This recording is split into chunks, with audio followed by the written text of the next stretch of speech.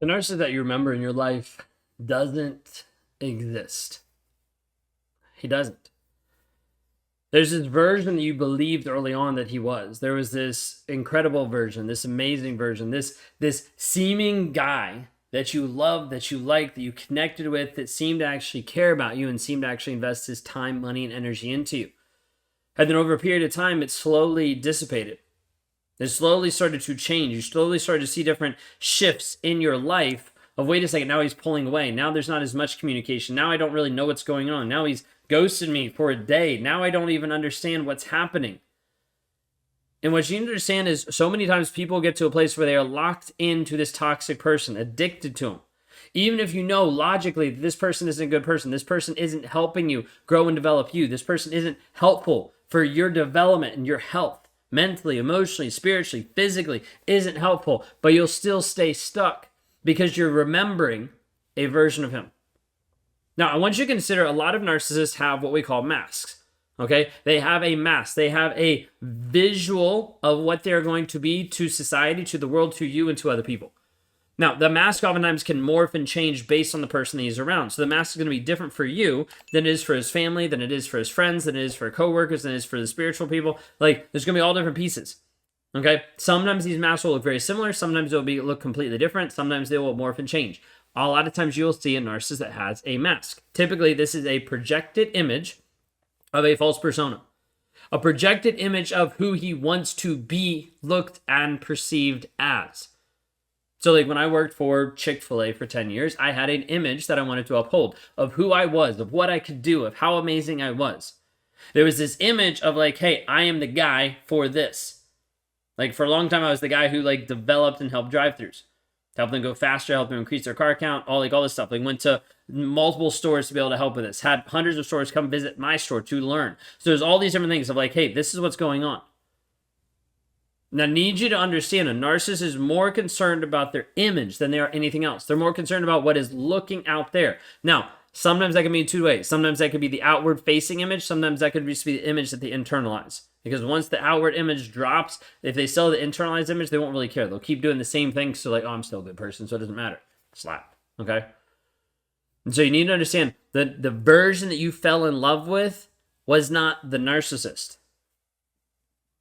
The version that you fell in love with doesn't even exist. It is a shell. It is a mask.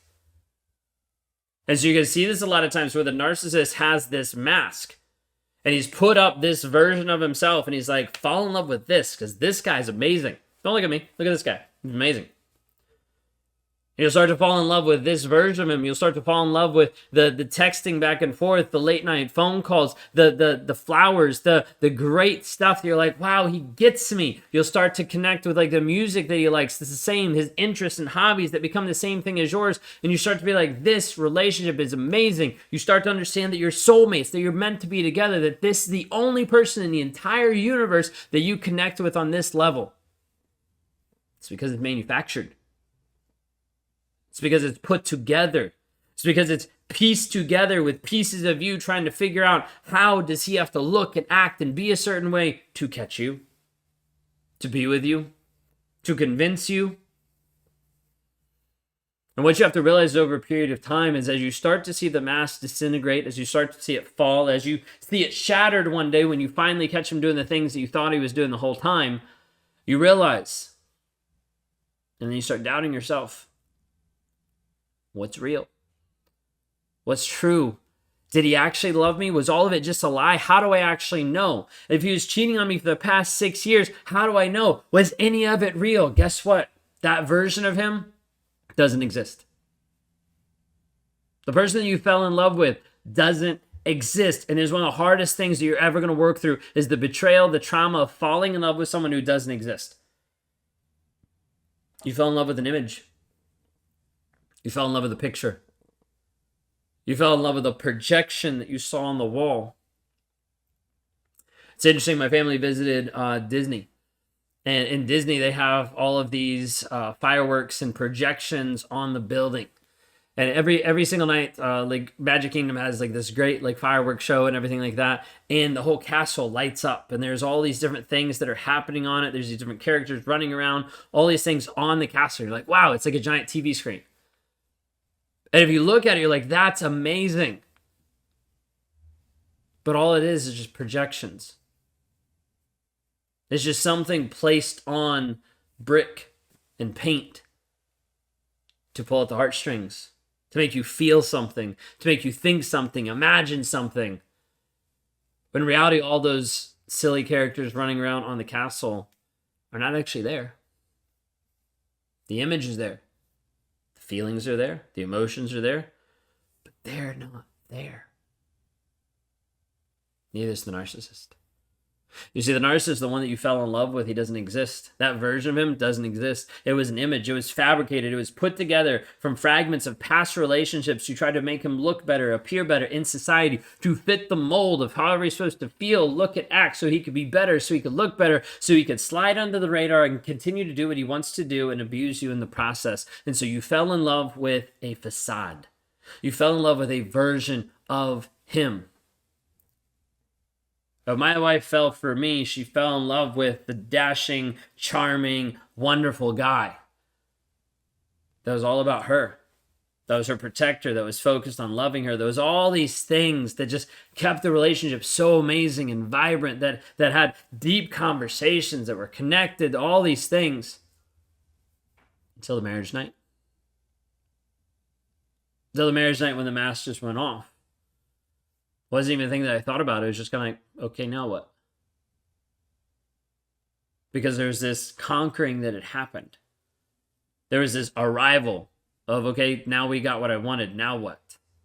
What's next? And the mask had dropped. And she realized in that moment that she had fallen in love with someone who at that point didn't exist. Just been an image, just been a thought, just been an idea of how do I get you? How do I control you? How do I make sure that you look, that you act, that you respond the way that I want you to respond for me? And that's it. Understand that the person that you fell in love with doesn't exist. It's one of the hardest things you're ever going to come to grips with. The radical acceptance, being able to look at the facts, being able to look at like, well, he says he loved me. We had a connected relationship. Did you? Because he cheated on you the entire time. But we had a connected, look at the facts. Like, wake up and look at the facts. Because otherwise you will sell yourself a story. Well, we had a great time together. Did you?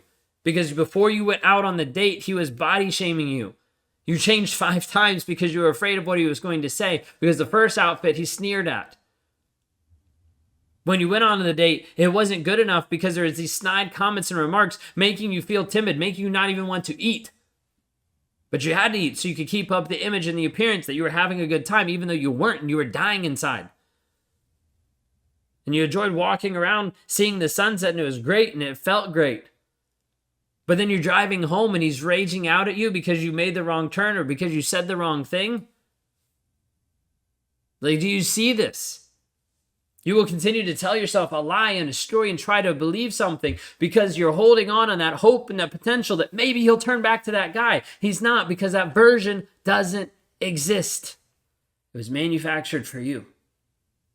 And the next person, it'll be manufactured as well. And the next person, it'll be manufactured as well. There's not this version of him that's showing up in an honest way. This is why narcissists don't change, because they're not willing to be honest. I've had a lot of people in my comments recently being like, how is it that you're the only unique narcissist in the entire planet that can change? I'm like, 1, I've never said that. And 2, anybody can freaking change if they're willing to be honest. Lee Hammock's different. Running the platform Mental Healness. There's other narcissists that I've personally worked with that are different, that are changed, that are developing. Why? Because if they're willing to actually engage in honesty, something can change. But the problem is you fell in love with a dishonest projection of a mask. And as a result, you're thinking and hoping and praying, maybe he'll come back to this. But he's not willing to be honest right here, right now. So nothing will change.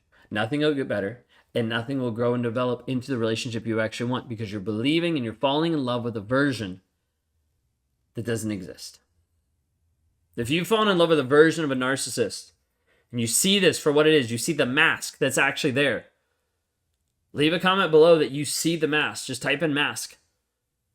Because I need to know that you actually see this. Because if you don't, it's going to either fall, it's going to disintegrate, or you're going to keep believing the mask. Believing the version that's not actually true, but hoping and thinking maybe it'll be true eventually. I need you to wake up and focus on you.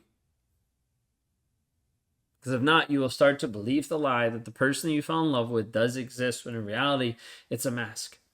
It's a version of him. And he's not truly there. If I can be of any help with this, please go to rawmotivations.com/breakthrough. It's one of the places where we put together presentations so you understand, you know, how to be free from narcissistic abuse, how to rewire your mindset, change, grow, and develop you. That you have to be willing to invest the time and energy into you. If you're not, then it's not a good place for you. Because we're looking for people who actually want to be free and are willing to do whatever it takes and to show up and do what's required to transform your mindset. We'll give you the tools, the systems, the community, the support to help you do that. But you have to be willing to make the first step.